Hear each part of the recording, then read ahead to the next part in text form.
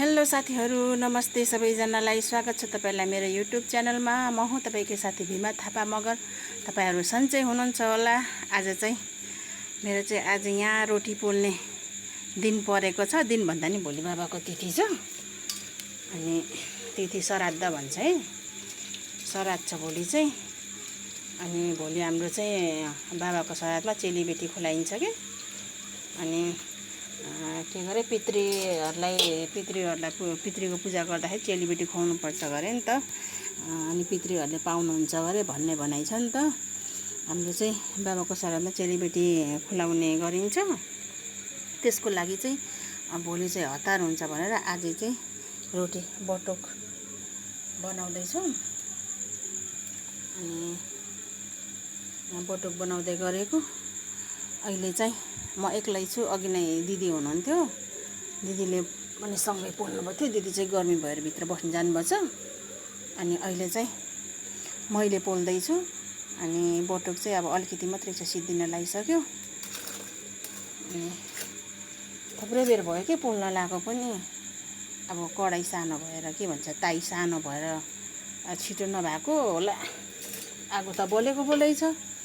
अनि ताई छिटो सानो भएर होला के रे, कति ढिलो भएछ कि। फेरि अब तेल पनि सुकिसक्यो। अनि लास्ट भनेर मैले चाहिँ थपे छैन तेल। अनि भोलि चाहिँ धेरै त हुनुहुन्न, अलिअलि चेलीबेटी हुनुहुन्छ। अनि भोलि चाहिँ पाहुना खुवाउने। हामीले चाहिँ के गरे, दिउँसो बनाउने भनेको थियो। दिउँसभरि पानी आयो नि त। कति पानी आएको है। हिजो अस्तिबाट पानी आएको है। अस्ति बजार गर्न हिजो बजार थियो। हिजो बजार गर्न जान भनेको नि अनि बजार गर्न पाएन नि त। यस्तो पानी आएको गरेको। अनि एकछिन बिदो पनि नभएको कि पानी परेको गरेको। अनि एकछिन बिदो हुँदा चाहिँ दिउँसो चाहिँ मैले घाँस काटेँ।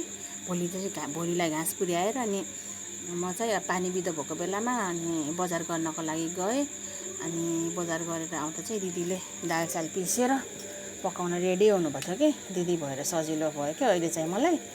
नाइ भने सबै आफैले गर्नु पर्थ्यो नि त। आमाले सक्नुहुन्न, सबै आफै गर्नुपर्ने। अनि त्यही भएर म एक्लैलाई धाउ हुन्थ्यो नि त।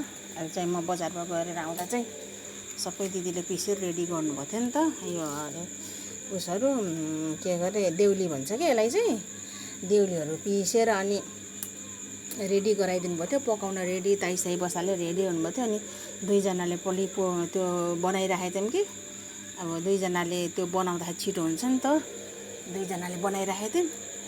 अनि बनाउँदा यस्तो त्यो आगोमा बस्दा घाम भयो अरे कि दिदीलाई। अनि दिदी चाहिँ भित्र आगो के गरे, शीतलता गर्न पङ्खामा फ्यानमा जानुभएको छ। अनि शीतल खायो। अब मैले चाहिँ भ्याउन लगाइसकेँ। अब धेरै छैन।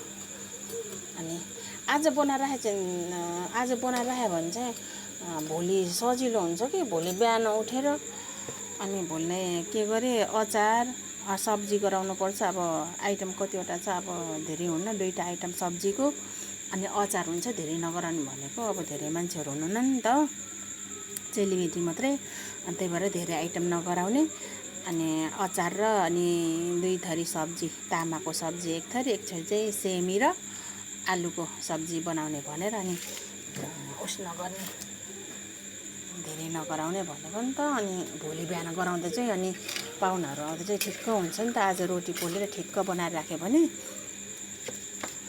बजार गर्नु गएको, बजार पनि कति, बजार भन्नाले अब बजार त लाग्दैन आजको बजार। आज मङ्गलबार, आज टाढा फर्स्ट टिकटको बजार लाग्थ्यो नि त। टाढा फेरि अब म जान भ्याउँदैन, फेरि पानी आएको है। त्यही भएर त्यो मोतीपुरको हाम्रो घर नजिकै छ कि, मोतीपुरको त्यो पसलमा गएको। सब्जी पनि कति महँगो सब्जी त थियो, ल्याएको होइन, सोधेको। अनि त्यो काँक्राहरू पनि कति महँगो के। अब बजारमा नि त्यस्तै भाउ हो कि दोकानमा मात्रै हो त्यस्तो, कति महँगो भनेको। अनि अरू उसहरू पनि के अरे, गाजरहरू पनि कति महँगो के। अनि यिनीहरूले चाहिँ आफैले भाउ बनाएको होला कि, भाउ चाहिँ त्यस्तै होला कि तोकेर आउँछ के हो यस्तो महँगो गराउने कि। पसलहरूमा त कति महँगो हुन्छ। बजारमा चाहिँ अलिकति भयो नि सस्तो भयो जस्तो लाग्छ। त्यो दोकानहरूमा बेच्न राखेको त झन् कस्तो महँगो हुने के। महँगो भयो नि के गर्ने, किन्न त पर्यो। अनि मैले चाहिँ किनेर लिएर आएँ। आज चाहिँ एक बोरा सामान एक बोरा सपिङ गरेर आएको मैले बजार गरेर आएँ एक बोरा किनेर लिएर आएँ सबै चिजहरू चाहिने चिजहरू सबै लिएर आएको छ कि अनि बाटो पनि कति बिचबिचमा कति अप्ठ्यारो भएको के त्यो पिजहरू उकेको ठाउँमा माटो भरेको अनि सबै माटो भरेको ठाउँहरूमा त त्यो के भन्छ हिलो भएको के सबै हिलो चिप्लिने हिलो भएको त्यो जाँदा जाँदा त अगाडि त एउटा स्कुटी यस्तो मजाले लडेको बिचरा कति नराम्रो लाग्यो होला त्यो दिदीलाई चाहिँ हातहरूमा सबै हातहरू धसार्दै थियो सबै हिलो लागेको थियो स्कुटी स्लिप खान्छ नि त्यो चिप्लोमा स्कुटीहरू फेरि एकदम नराम्रो लड्ने के अनि कस्तो नमजाले लडेको त्यो दिदी यो पानी पर्दा चाहिँ एकदम गाह्रो के यो गाडीहरू चलाउँदा चाहिँ ख्याल गर्नु है सबैजनाले एकदम कति दुर्घटना हुन्छ यो पानी पर्दाखेरि बाटो राम्रो हुन्न खाल्टाखुल्टी हुन्छ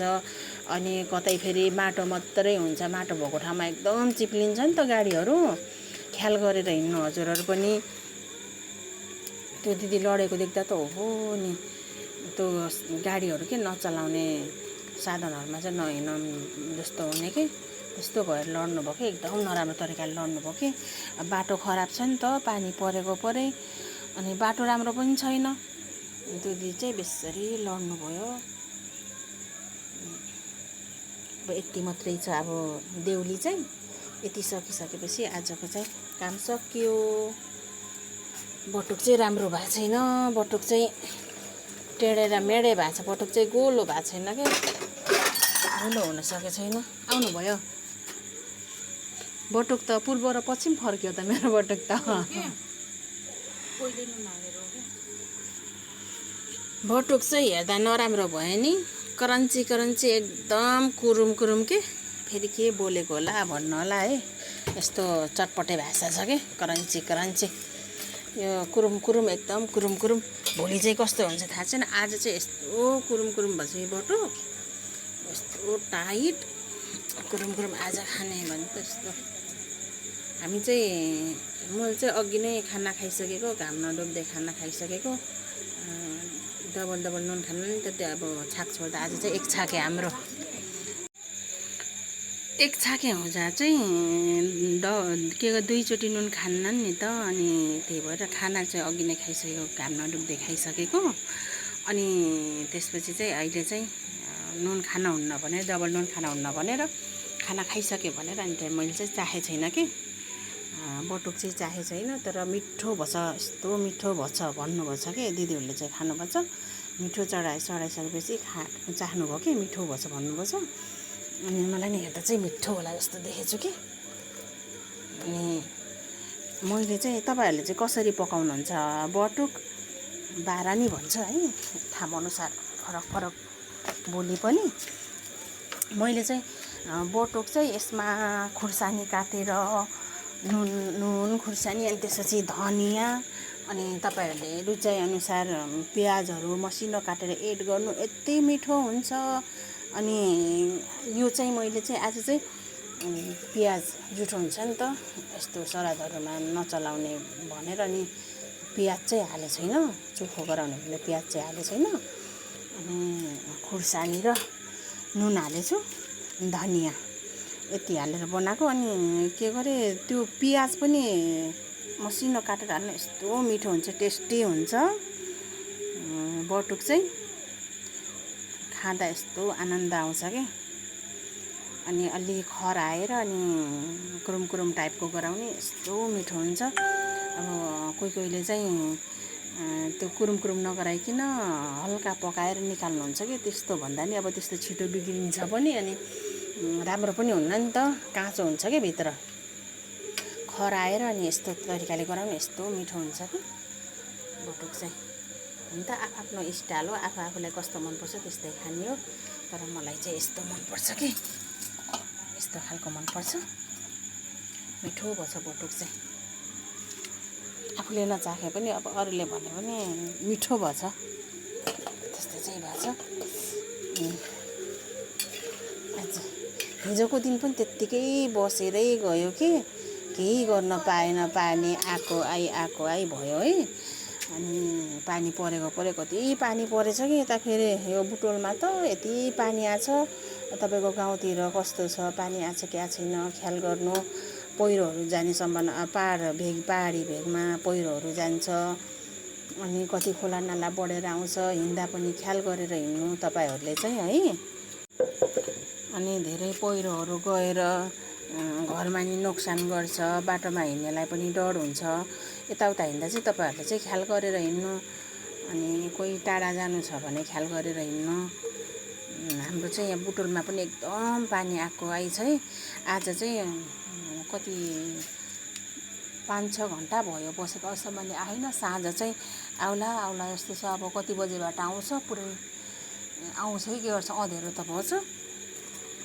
रातभरि पानी आएर केही काम गर्नु पाएन कि। त्यही पानी आएकै असारभरि पानी आउला भन्दा नि नआउने है। रोप्ने बेलामा कति दुःख भयो घाम चर्केर। अनि असार साउनमा अहिले बल्ल पानी कि। असारमा त पानी नपाएर कति दुःख भएको नि त, आकाशबाट पानी नआएर। अहिले चाहिँ बल्ल पानी आछ, त्यही पनि ठिकै छ। मान्छेलाई केही गरे पनि सुख छैन है। हामी मगरहरूको चाहिँ कि सबैजना अब सकभर त लगभग त सबैजनाकोमा के मगरहरूमा के चेलीबेटी खुवाउँदा बिहा पर्वहरूमा हरेक चिजमा के धेरैजसो अब सेलरोटी भन्दा नि धेरैजसो बटुकै चल्छ कि। सेलरोटी पनि चल्छ, नचल्ने होइन। सेलरोटी चाहिँ अरू जातिमा पनि चल्छ नि त। तर मगरहरूको चाहिँ मेन भनेको चाहिने बाह्र चाहिँ जति बेला पनि के पोल्नु पर्ने के पकाउनु पर्ने बाह्र चाहिँ। तपाईँहरूकोमा कस्तो छ चलन है। हाम्रोमा चाहिँ बाह्र चल्छ कि। हरेक चिज गर्दा चाहिँ बाह्र पकाउनु पर्ने चलन कि। अनि मिठो पनि हुने, सबैले मन पार्ने। सेलरोटी भन्दा धेरै त बाह्र नै मन पार्ने कि। सेलरोटी चाहिँ धेरै जसो पोल्दैनौँ पहिले कसो मात्र है। बाह्र चाहिँ हरेक चिजमा पोल्ने छ कि।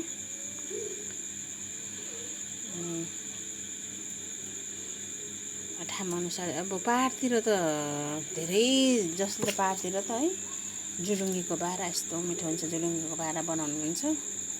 हाम्रो चाहिँ यता लतरीको हुन्छ क्या। लतरी के भन्नुहुन्छ तपाईँहरूले चाहिँ, केरो पनि भन्छ है। लतरीको बाह्र बनाउँछौँ हामीले चाहिँ। लतरीमा अब आफूलाई के मिक्स गर्न मन लाग्छ, अब अलि मिठो गराउनु छ भने जुलुङ्गी मिसाउने। जुलुङ्गीको चाहिँ एकदम मिठो हुन्छ। जुलुङ्गीहरू मिक्स गरेर गराउने चाहिँ लतरी जुलुङ्गी मिसाएर एकदम मिठो हुन्छ कि।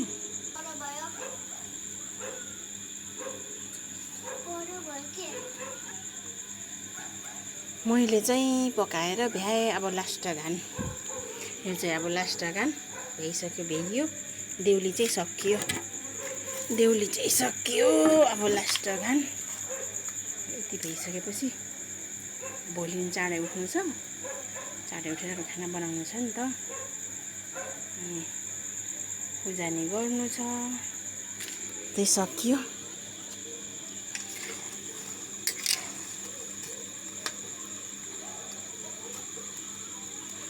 तपाईँहरूलाई चाहिँ मनपर्छ कि पर्दैन है बटु? कोलाई मनपर्छ कमेन्टमा लेख्नुहोस् है। अनि कोले चाहिँ अब हुन्छ नि नयाँ तरिकाबाट, कसैले त नयाँ तरिकाबाट बनाउनुहुन्छ नि त। कसरी बनाउँदा मिठो हुन्छ, कसैलाई हुन्छ नि त नयाँ आइडिया। तपाईँहरूलाई थाहा छ भने कमेन्टमा लेखिदिनु होला। अनि कुनै अब कोहीलाई त अब थाहा हुन्न नि त। यो बटुक सबैतिर त बनाउनु नि सबैले थाहा हुन्न नि त। कोहीलाई चाहिँ थाहा नहुनेलाई चाहिँ केही कुरा सोध्नु छ भने पनि भनिदिनु होला, कमेन्टमा लेखिदिनु होला। म चाहिँ तपाईँहरूलाई बताइदिनेछु। अहिलेलाई चाहिँ म बिदा हुन्छु। हस् त, भिडियो कस्तो लाग्छ तपाईँहरूले चाहिँ कमेन्टमा लेखिदिनु होला। अनि तपाईँहरूलाई चाहिँ अब भिडियो हेरेर कुनै जिज्ञासा लाग्छ भने, अब केही कुरा भन्न मन लाग्छ भने त्यो पनि बताइदिनु होला।